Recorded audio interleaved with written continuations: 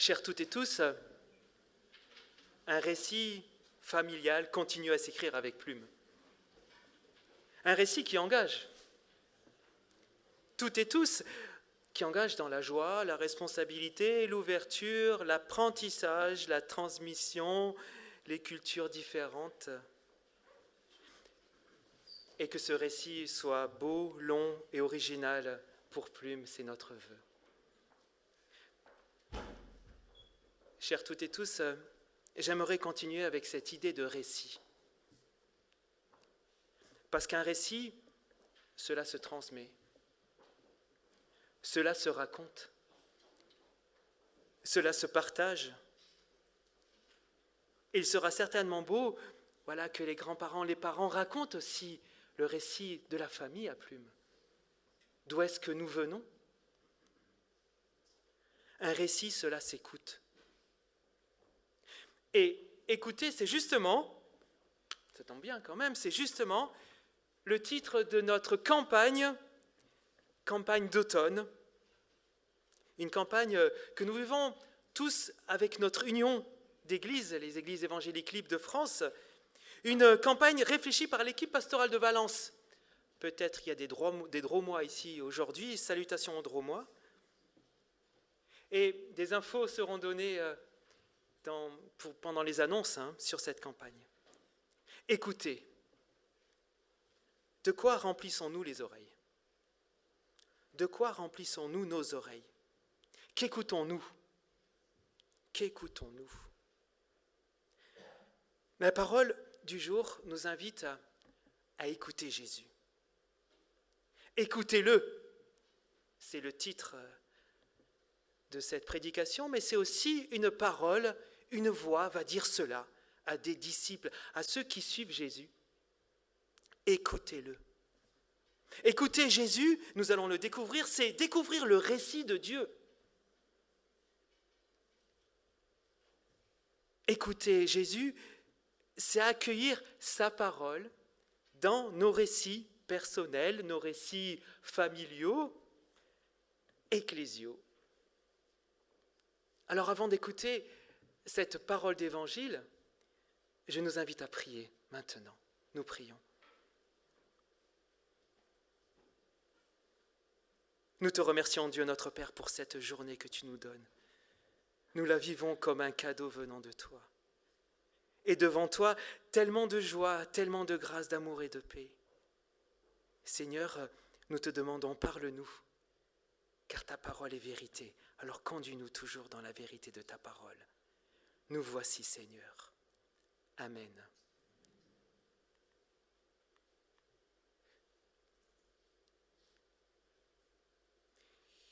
Lecture dans l'évangile de Matthieu au chapitre 17, des versets 1 à 9. Jésus prend avec lui Pierre, Jacques et Jean, frères de Jacques, et il les conduit à l'écart sur une haute montagne. Il fut transformé devant eux, son visage se mit à briller comme le soleil et ses vêtements devinrent blancs comme la lumière. Soudain, Moïse et Élie leur apparurent et tous deux parlaient avec Jésus. Pierre dit à Jésus, « Seigneur, il est bon que nous soyons ici.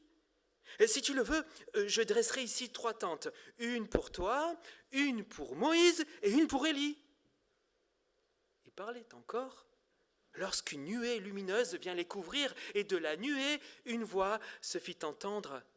« Celui-ci est mon fils bien-aimé en qui je mets toute ma joie, écoutez-le. » Quand les disciples entendirent cette voix, ils eurent tellement peur qu'ils se jetèrent face contre terre. Jésus s'approcha, les toucha et dit, « Relevez-vous, n'ayez pas peur. » Ils levèrent alors les yeux et ne virent plus que Jésus seul. Tandis qu'ils descendaient de la montagne, Jésus leur fit cette recommandation. Ne parlez à personne de cette vision jusqu'à ce que le Fils de l'homme ressuscite d'entre les morts. Voilà jusqu'ici pour la parole du jour. Nous tentons de voir et d'écouter le récit La Bible raconte le récit de Dieu, un récit qui court tout le long de ce livre. Récit de Dieu et récit des humains, nous y reviendrons. Ce récit de Dieu est un récit de création, récit de don de Dieu pour l'humain, don de la vie, don d'une petite fille ici, Plume, don de la nature, don de la relation entre humains, don de l'amour. Et ce récit de Dieu, eh bien, va aussi être non seulement un récit de don, d'amour, de paix, de grâce, mais aussi, justement, un récit de sauvetage de l'humanité. Alors nous le voyons, l'humain est quand même capable de magnifiques et de superbes choses. Mais j'avoue, quand on regarde les news en ce moment, quel gâchis. Quel gâchis. Quel humain qui est capable de tant de rivalités, de mensonges, de guerres et autres malheurs. Et ce récit nous dit que l'humain s'est séparé de Dieu. Il n'a pas voulu accueillir, je dirais, le récit de Dieu. Mais Dieu ne lâche pas l'affaire. Ça s'appelle la fidélité de Dieu aussi. Et oui, c'est quand même pratique. Il est cette voix qui est aussi, tout au long de ce récit de la Bible, qui appelle, qui invite, qui veut rétablir, qui veut réconcilier l'humain déjà avec lui-même, avec les autres, mais aussi avec Dieu, lui-même avec Dieu. Et nous l'avons entendu aujourd'hui, cette voix appelle à écouter Jésus. Alors, dans le récit de Dieu, Jésus est essentiel. Nous y reviendrons. Mais juste comme Plume continue le récit de la famille, eh bien, Jésus continue le récit de Dieu.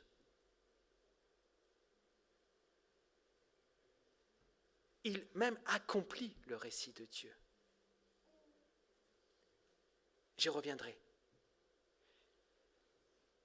Mais ce qui est extraordinaire avec le récit de Dieu, c'est qu'il veut rencontrer le récit des hommes. Le récit des humains. Et pour notre texte, c'est le récit d'un peuple.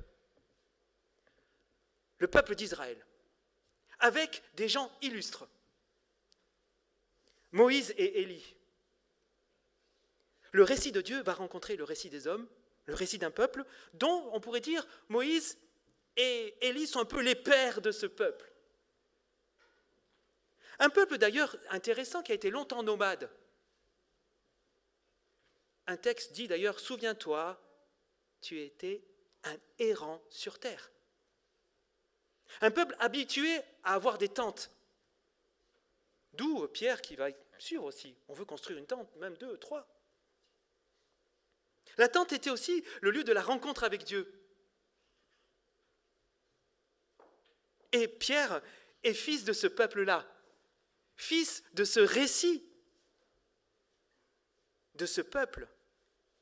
Pierre connaît très bien son catéchisme, il connaît très bien l'histoire. Et dans son histoire, Moïse, c'est pas n'importe qui, je l'ai déjà dit, mais c'est le prophète, le libérateur, le conducteur du peuple dans le désert jusqu'à la terre promise. Il a fait un sacré job, Moïse.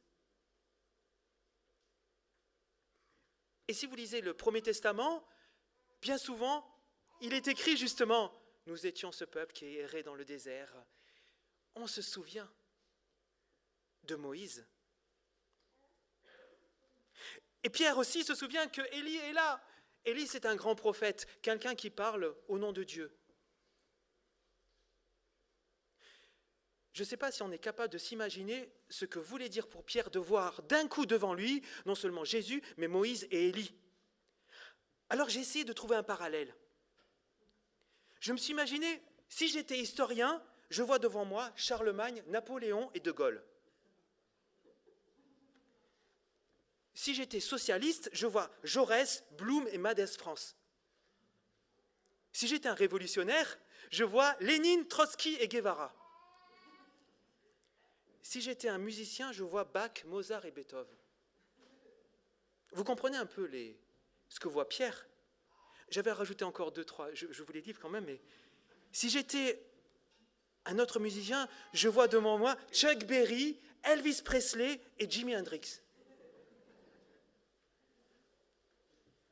Bon, il y a peut-être des amateurs de foot. Si j'étais un grand amateur de foot, d'un coup je vois Pelé, Cruyff et Maradona. Pour Pierre, Moïse, Élie et Jésus, c'est vraiment le top. On ne peut pas rêver mieux. Alors, ça tourne dans la tête de Pierre et ça va très vite. Hein. Pierre est un sanguin, un réactif, quoi. Il y va. Et selon ses critères, il veut absolument poursuivre l'histoire. Il veut immortaliser. Il veut faire une espèce de selfie avec ces grands bonhommes-là. Il veut bâtir un lieu pour chacun. Mais c'est dans son peuple, c'est dans sa culture, c'est normal. Il rêve d'un Olympe pour Israël. Une espèce de pèlerinage où Pierre serait un peu le gardien, il aurait les clés de ce pèlerinage. Tout va bien, c'est pas problème. Pierre se rêve en Bernadette Soubirous de la Transfiguration. Mais intervient la voix. Vous voyez que le récit de Dieu intervient dans le récit des hommes. La voix, on pourrait dire, indique le chemin vers Jésus, et Jésus est le seul chemin vers la voie. C'est beau. Et cette voix, elle fait la différence, elle dit la différence sur Jésus, et c'est fondamental. Écoutez-le. Ici, comprenez, il parle aux disciples, accueillez et croyez, Jésus est beaucoup plus que Moïse, beaucoup plus qu'Élie. Et comme Plume ressemble à ses parents, alors je ne sais pas à qui elle ressemble plus, au papa ou à la maman, Jésus ressemble à Dieu. Voire plus, il rayonne de Dieu, il resplendit de Dieu. Écoutez, Jésus a cette double nationalité, il est à la fois fils de Dieu et fils d'homme.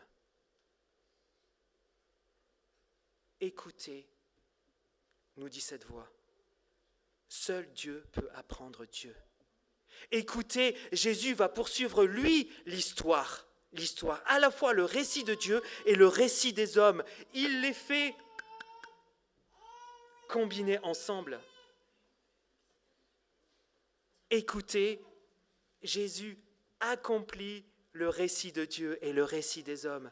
Écoutez, Jésus devient même la clé pour comprendre le livre que nous avons devant nous, qui est la Bible, pour à la fois comprendre le récit de Dieu et comprendre le récit des hommes. Écoutez, Jésus est venu rétablir, réconcilier, libérer l'humanité.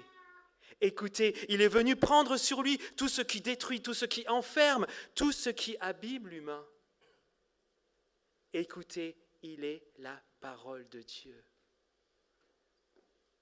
Il a les paroles de la vie. Il est la vie. Écoutez-le et vous vivrez.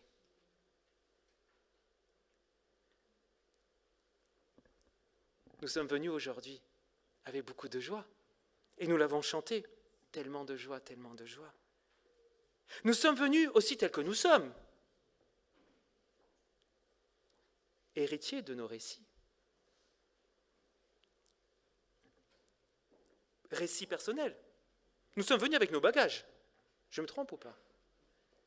Nous sommes là devant Dieu avec nos récits personnels, nos récits familiaux, nos récits aussi culturels. Je viens de Marseille. Bon, je vais arrêter. Or, dans nos récits, une parole intervient. Écoutez-le. Écoutez Jésus, car cette voix est essentielle. Car cette voix nous dit que Jésus peut transformer nos vies, peut transformer nos récits, peut transformer nos histoires personnelles.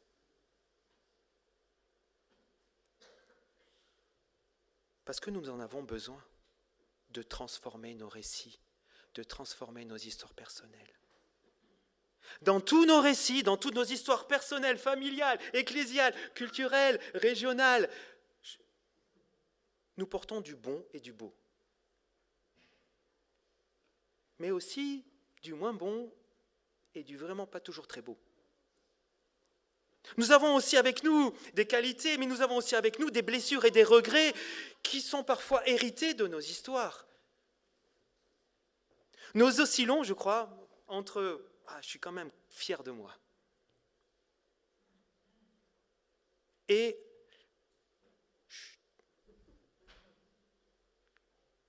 faut pas trop fouiller les placards non plus ». Aucun récit n'est exempté de ratés, de loupés, de rataplas. Aucune famille non plus, aucune église non plus, aucun pays non plus. Mais aucun récit n'est aussi exempté de blessures, soit causées par un tiers, soit causées par nous-mêmes. Tous et toutes, nous avons justement besoin, vitalement besoin d'entendre une parole de Jésus. Une parole qui touche et une parole qui est bienvenue. Et les premiers qui ont accueilli une parole, ce fut Pierre, Jacques et Jean. Relevez-vous. Vas-y. N'ayez pas peur.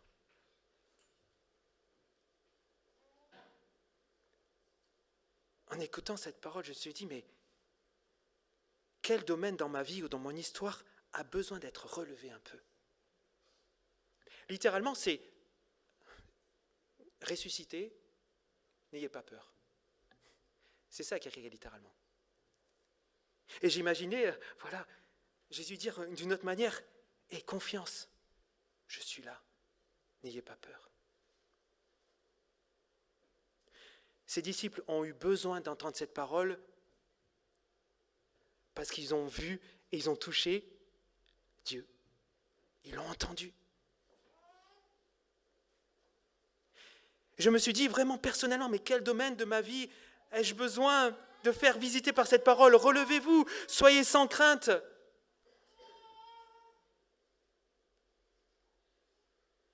Quel domaine de ma vie a besoin, ou de mon histoire, ou de nos histoires, de notre Église, de notre pays, a besoin d'être relevé, apaisé, libéré, vivifié et transformé par notre Seigneur Jésus ?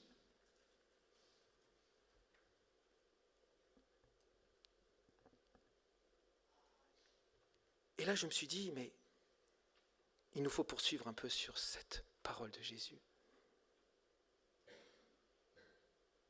Et puis j'ai simplement réfléchi en méditant, je me suis dit, mais il y a beaucoup de paroles quand même dans l'Évangile qui sont magnifiques. Beaucoup de paroles qui peuvent nous relever, nous donner un peu de confiance. Vous êtes d'accord, n'est-ce pas ? Alors, je vais vous projeter quelques paroles de Jésus. Peut-être que l'une d'entre elles va vous rejoindre. Elle va rejoindre votre histoire, ce que vous vivez en ce moment. Elle va peut-être être tellement bienvenue qu'elle fera du bon boulot dans votre cœur, dans votre corps, dans votre histoire. Ma prière, c'est que l'une de ces paroles vous rejoigne ce matin. Et en entendant cette voix, écoutez-le, j'ai compris aussi, écoute, Jésus te parle ce matin. Écoute, accueille sa parole. Alors, on va prendre quelques instants pour écouter, pour laisser accueillir une parole qui, je l'espère, va nous rejoindre, te rejoindre, me rejoindre ce matin. On y va ensemble ?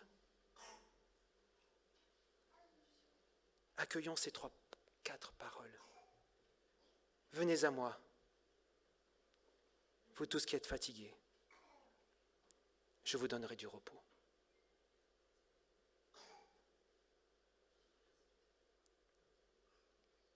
Jésus me dit, nous dit, confiance, c'est moi.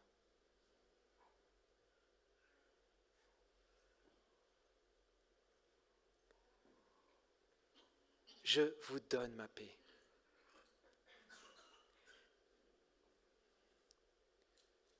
Je suis avec vous tous les jours. Accueillons ces paroles.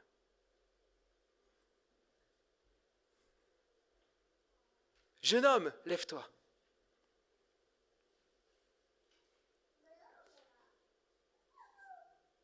Jeune fille, lève-toi.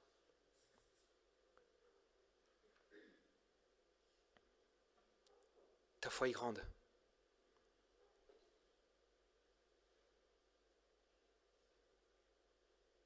Suis-moi.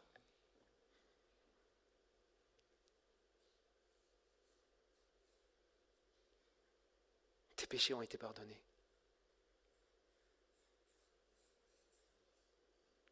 Père, pardonne-leur, car ils ne savent pas ce qu'ils font.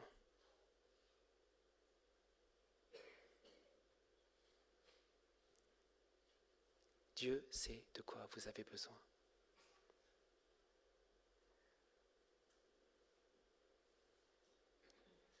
Demandez, on vous donnera. Cherchez, vous trouverez.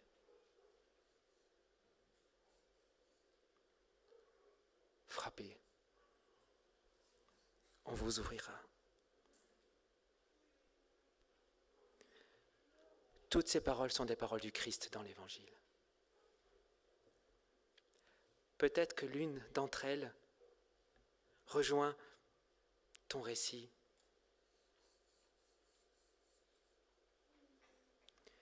Si c'est le cas, garde cette parole. Laisse-la agir en toi.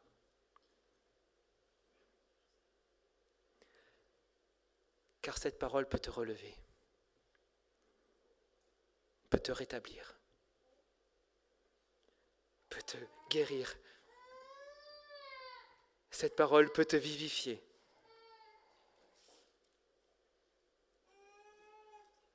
Écoute, Jésus te parle. C'est toujours une bonne nouvelle à accueillir. C'est la bonne nouvelle à écouter sans modération. C'est lui qui a les paroles de la vie éternelle. Alors,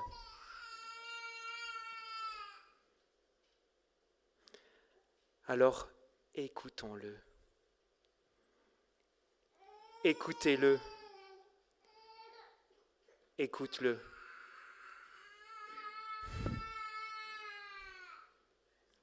C'est notre projet, notre ambition en tant qu'Église.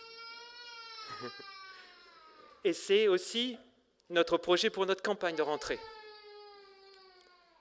Que le Seigneur nous accompagne. Allez, papa. Que le Seigneur nous accompagne. Béni soit le Seigneur, le Père, le Fils et le Saint-Esprit. Un seul Dieu béni éternellement. Amen.